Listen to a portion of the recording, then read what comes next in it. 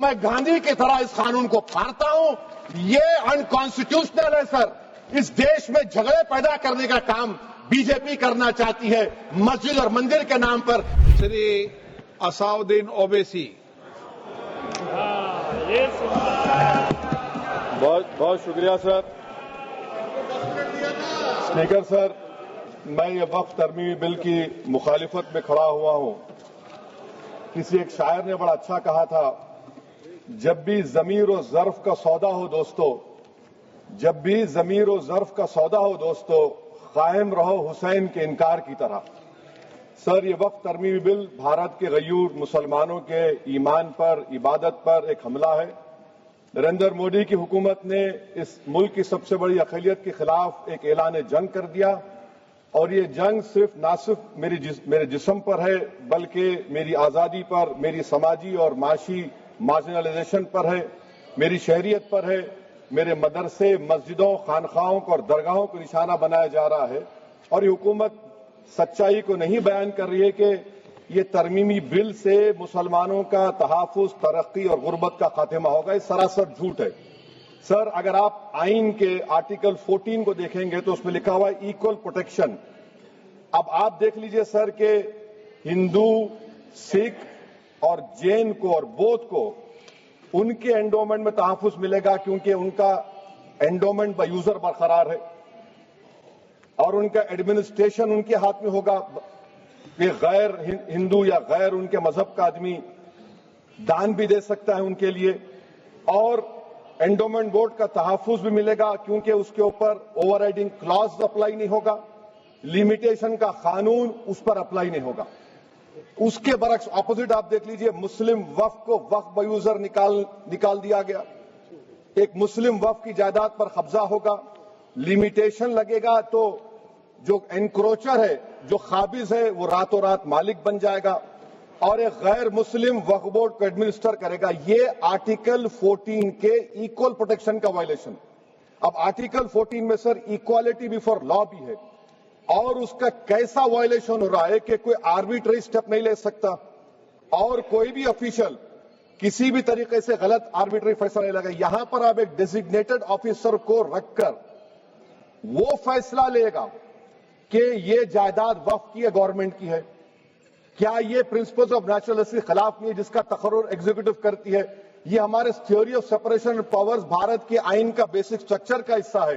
کیا اس کا وائلیشن نہیں ہے؟ سر، آرٹیکل 25 کا وائلیشن کیسے ہے کہ آپ مسلمانوں سے وقف با یوزر چھین رہے ہیں اور پھر آپ کرب کر رہے ہیں وقف الاولاد کو، مگر وہیں پر دوسرے دھرم کے ماننے والوں کو ان کے مذہب پر چلنے کی پوری اجازت ہے. لفظ جو آرٹیکل 25 میں استعمال ہوا سر وہ ایکولی انٹائٹلڈ، یہاں پر مسلمانوں کے ایکولی انٹائٹلڈ نہیں ہو رہا. ابھی ہم گृہ منتری کا، وزیر داخلہ کا یہاں پر ان کا ہم نے تقریر سنی، یہاں پر وہ یہ کہتے ہیں وزیر داخلہ، شاید وہ کٹ ملا کی زبان نہ کہہ دیں وزیر داخلہ کہنے پر، وزیر داخلہ نے اپنے بیان میں کہا کہ بورڈ اور کونسل جو ہوگا وہ وقف اسلام سے الگ ہے.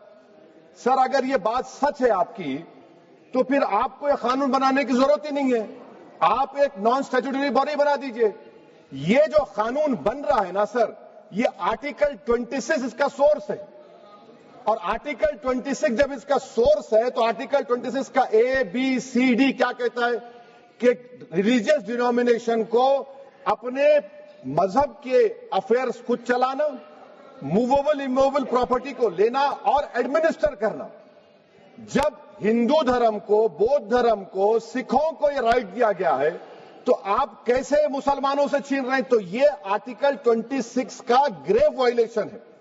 تو سر، اب وقف با یوزر کا معاملہ دیکھیں، منسٹر صاحب نے کہا کہ انکروچمنٹ ہو رہا ہے، 17,000 انکروچمنٹ ہوئے ہیں.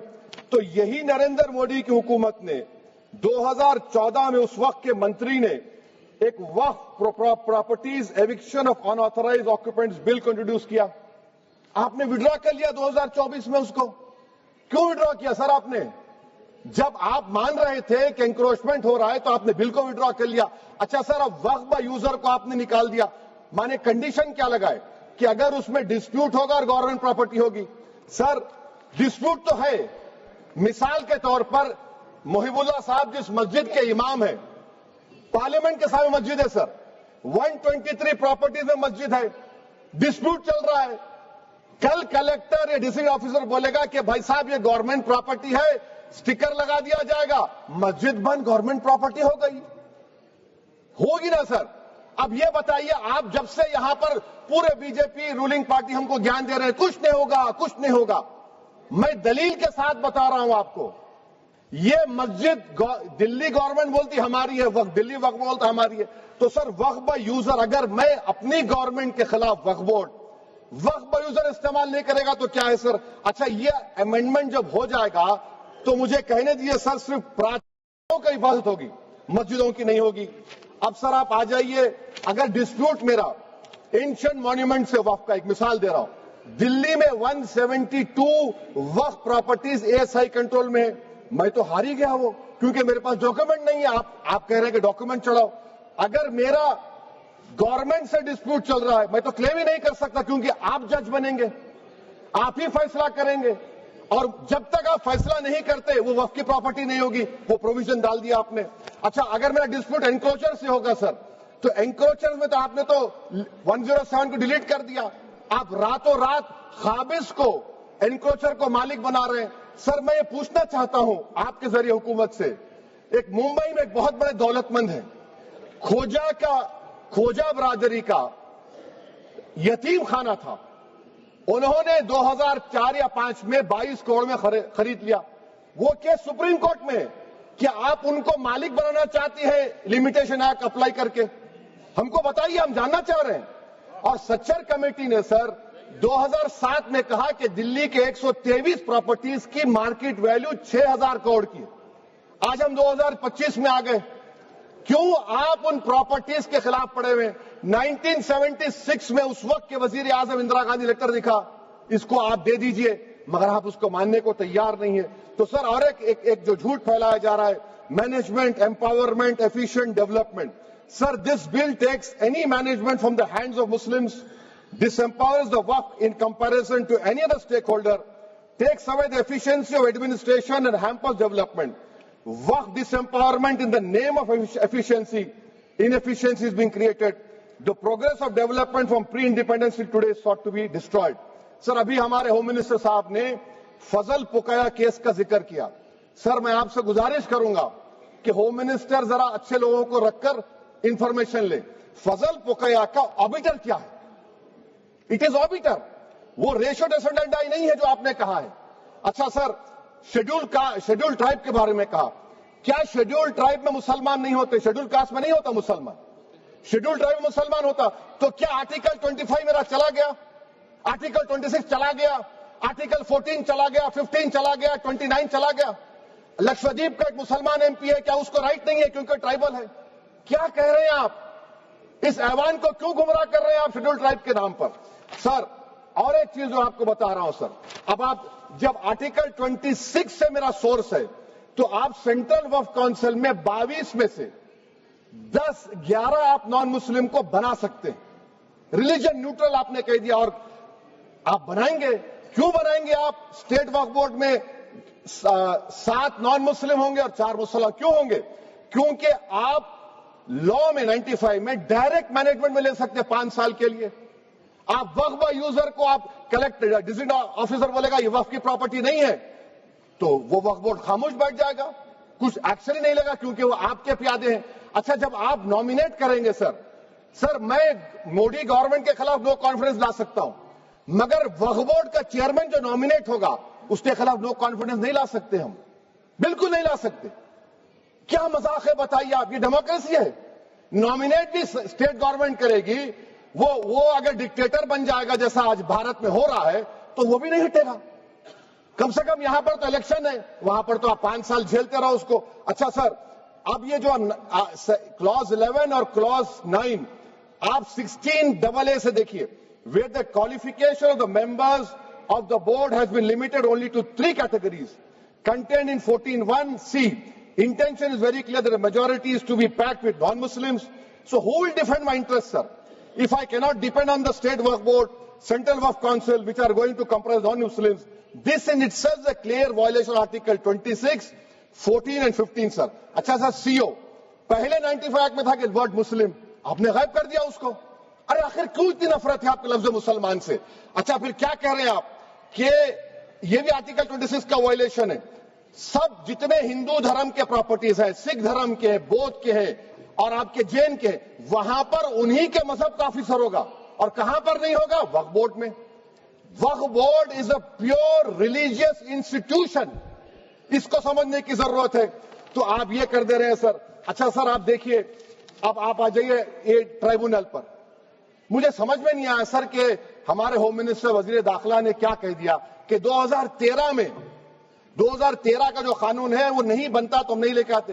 میں بڑے ادب کے ساتھ ان سے پوچھنا چاہ رہا ہوں کہ کیا اس وقت راجناتھ سنگھ صاحب، اڈوانی صاحب، ہماری لیٹ سشما سوراج، یہ بڑے بڑے نیتا یہاں بیٹھے تھے؟ آپ نے یونینیمس اس قانون کو پاس کروا دیا. کیرتی آزاد تھے اس وقت، اب یہاں بیٹھے ہیں وہ TMC میں. تو کیا آپ غلط تھے یا وہ غلط تھے؟ ہم کو بتا دیجیے. آپ بتا دیجیے، کیونکہ اگر اڈوانی آپ کے لیے بہت بڑا نیتا ہے، میرے لیے نہیں ہو سکتے، آپ کے لیے آپ نے پدم شری دیا ان کو. محترمہ سشما سوراج کی زبردست تقاریر کا میں قائل ہوں. وہ بیٹھ کر اس 2013 کو یونینیمس پاس کر دیے. مجھے کنفیوژن ہے کہ کیا امت شاہ، نریندر مودی بڑے ہیں یا اڈوانی بڑے؟ آپ کے لیے آپ طے کر لیجیے. اچھا سر، آپ کے tribunal sir, railway claimants tribunal, NGT tribunal, income tax, ویسے 14-15 ٹرائبونل، ہندو اینڈ کا ٹرائبونل، سب کا اپیل نہیں ہوتی، ریویو ہوتا ہے. گृह منتری سرکار کہہ رہی ہے کہ نہیں روک دیے، روک لگا. کیسے روک لگاتے ہیں؟ ریویو اور اپیل میں تو فرق ہوتا ہے نا سر. آپ ہی کہہ رہے ہیں کہ پورے کورٹس میں بیک لاگ ہے اور آپ اپیل کر رہے ہیں. اچھا سر، ریٹائرڈ ڈسٹرکٹ جج 95 میں سٹنگ ڈسٹرکٹ جج تھا، جو ایڈمنسٹریٹو کنٹرول تھا CGI صاحب، اس کو نکال دیے. اچھا سر، آپ ابھی ہمارے منتری صاحب نے کہا ٹرسٹ، سر شری سائی بابا ٹرسٹ 2004، وہ یہ کہتا ہے جو آفیسر اس میں کام کرتا اس کو سائی بابا کا ڈیووٹی ہونے چاہیے اور اس کو ڈکلریشن لکھ کے دینا پڑے گا. یہاں پر ہو رہا تو یہاں پر کیوں نہیں ہو رہا؟ اچھا سر، آپ پھر دیکھ لیجئے، یہ آپ کا ہو گیا سر. ہاں، اب امت شاہ صاحب نے سیکشن 2A کے بارے میں کہا اور انہوں نے اس بات کا اقرار کر لیا کہ داؤدی بورا کے لیے یہ بنایا گیا ہے. مگر میں آپ کے ذریعے سے گورنمنٹ سے پوچھنا چاہ رہا ہوں، آپ نے تو اس پرووائزو میں داؤدی بورا کا نام ہی نہیں لکھا. آپ نے ان کو بھی تھینک یو کر دیا، ان کا نام کیوں نہیں لکھا آپ نے؟ اور سر، اور گورنمنٹ کیا کر رہی ہے؟ آپ مسلم سماج میں جو بیکار قسم کے لوگ ہیں ان کو ایک راستہ بنا رہے ہیں، ایگزٹ دکھا رہے ہیں کہ تمہیں وقت سے بچنا ہے تو تمہیں ٹرسٹ بنا لو. یہ کیا کر رہے ہیں سر آپ؟ کم سے کم ان داؤدی بورا کو آپ دے دیتے. اچھا سر، کلاس 3V سیکشن 36 کلاس 18 دیکھ لیجئے. Oral appointment has sought to be discontinued even though it is recognized practice in Islam. Muslim personal law has recognized oral work and 1937 Shariat Application Act. سر آپ کلاس 3-9 پر آ جائیے. 5 سال کے لیے مسلمان. میں کرن رجیجو سے پوچھنا چاہتا ہوں، سر داڑھی رکھے تو مسلمان پریکٹسنگ ہے یا کلین شیو آپ کی طرح ہے؟ تو بتائیے ہم کو پریکٹسنگ کیا ہوگا؟ اچھا، کسی کو پکڑ کے ماب لنچ کر دیا اور بولے کہ GSR کا نعرہ لگایا، اور وہ GSR کا نعرہ لگایا تو کیا مسلمان رہے گا؟ نہیں رہے گا. یا پھر دیش کے پردھان منتری نے کہا تھا کپڑے دیکھ کر پہچانو، تو کیا کپڑے دیکھ کر آپ کہہ دیں گے؟